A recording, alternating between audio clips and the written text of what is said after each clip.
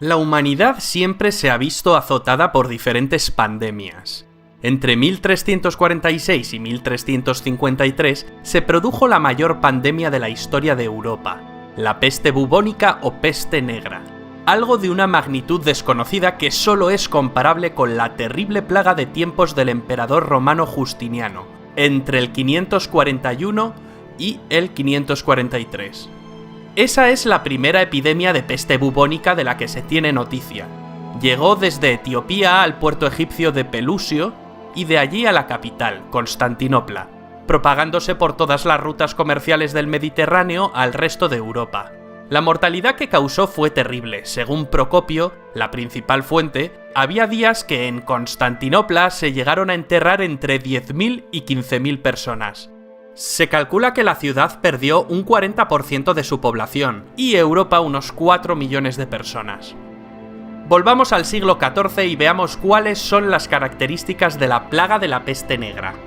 En la primera mitad del siglo XIV se vivió una pequeña edad de hielo que provocó un descenso de las cosechas. Esto hizo a la población de Europa más vulnerable en general. A diferencia de otras enfermedades, la peste bubónica no distinguía de clases sociales. Afectaba por igual a ricos y pobres, a religiosos y laicos, a reyes y siervos. Se desconocía su origen, pues la ciencia todavía no se había desarrollado lo suficiente. Había todo tipo de teorías, unos lo achacaban a la corrupción del aire que provocaba la descomposición de materia orgánica, otros, como los estudiosos de la Universidad de la Sorbona, lo justificaban por la aparición de eclipses y la alineación de determinados planetas. El médico Alfonso de Córdoba afirmaba que el origen podía estar en una falla geológica provocada por un reciente terremoto en Italia que liberaba gases del infierno a la atmósfera.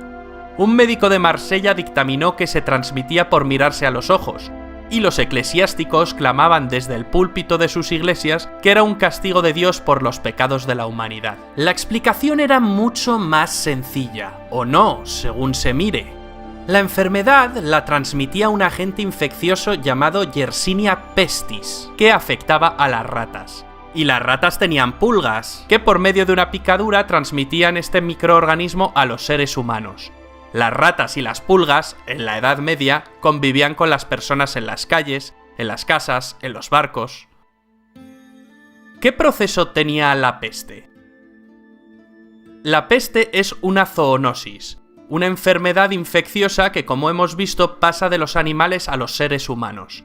Tardaba en incubarse entre 16 y 23 días. Luego llegaban los síntomas, principalmente fiebre y la aparición de grandes abultamientos. Solía matar al paciente en 3, 4 o 5 días. El Decamerón del autor florentino Giovanni Boccaccio es una obra marcada por la experiencia de la plaga. Vivió la epidemia en primera persona. Nos describe perfectamente los síntomas. Pero no ocurría como en Oriente, donde el verter sangre de la nariz era signo de muerte inmediata, sino aquí, al empezar la enfermedad, salíanles a hembras y varones unas hinchazones en las ingles y las axilas que a veces alcanzaban el tamaño de una manzana común. Se las llamaba bubas. Iban surgiendo por todas partes del cuerpo manchas negras o lívidas. Surgían en brazos, piernas y demás partes. Y dice Boccaccio que tanto las bubas como las manchas eran signo de muerte inmediata.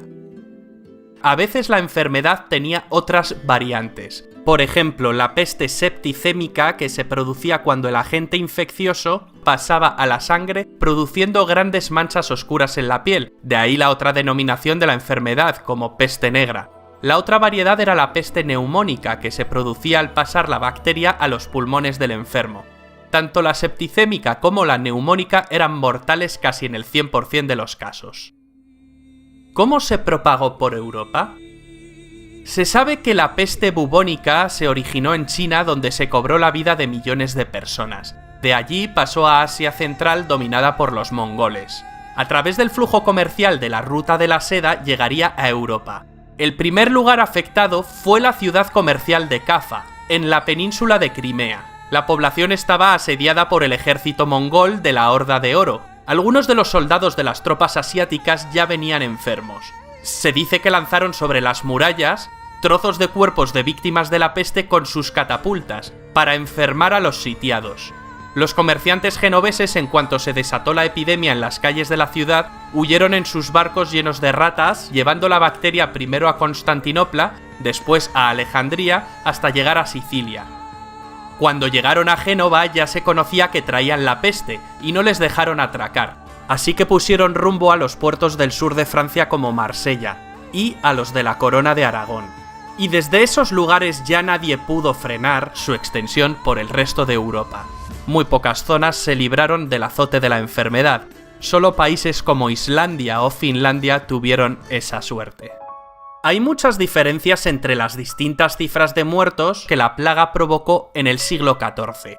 Las más altas dan una cifra de fallecidos que se acerca al 60% de la población europea, mientras que los más prudentes afirman que esa cifra solo es válida para regiones de Europa especialmente afectadas o para ciudades comerciales muy pobladas como Marsella, por ejemplo, pero que lo más correcto sería afirmar que murieron entre el 30 y el 40% de los europeos.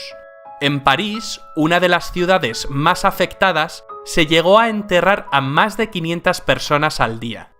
Europa, debido también a los rebrotes periódicos de la peste, tardó 200 años en recuperar su nivel anterior de habitantes. Algunas de las ciudades más afectadas, como Florencia, no conseguirían recuperarse hasta el siglo XIX. La epidemia cambió para siempre el mundo. El sistema feudal en torno al cual se organizaba la sociedad en la Edad Media se vino abajo. Ante la falta de mano de obra, los salarios aumentaron. La autoridad de los nobles y la iglesia decreció en favor del rey, que fue concentrando más y más poder. La población que sobrevivió a la plaga emigró en gran parte del campo a las ciudades, y los campesinos pobres que se quedaron en sus aldeas y pueblos pudieron cultivar tierras más extensas que habían quedado liberadas y sin explotar, mejorando mucho su nivel de vida. La nobleza y el clero se opusieron y elaboraron leyes que trataron inútilmente frenar esta emigración. También intentaron anular las subidas de salarios, pero lo único que consiguieron fue que el pueblo, tanto en el campo como en las ciudades, se rebelara violentamente. Las cosas no solo cambiaron en el plano social, sino también en el intelectual, en las artes y en la ciencia. Surgen dos maneras de afrontar la peste. Por un lado, aquellos que se entregan a todo tipo de placeres y excesos, sin pensar en un mañana incierto, y por otro, los que optan por todo lo contrario, como por ejemplo los flagelantes, quienes estaban convencidos de que el fin del mundo estaba muy próximo. Paradójicamente, esta gran mortalidad provocó un cambio cultural en el que Dios dejó de ser el centro de todo y empezó a serlo el hombre. El periodo conocido como la Edad Media dejaría paso, con el Renacimiento, a la Edad Moderna.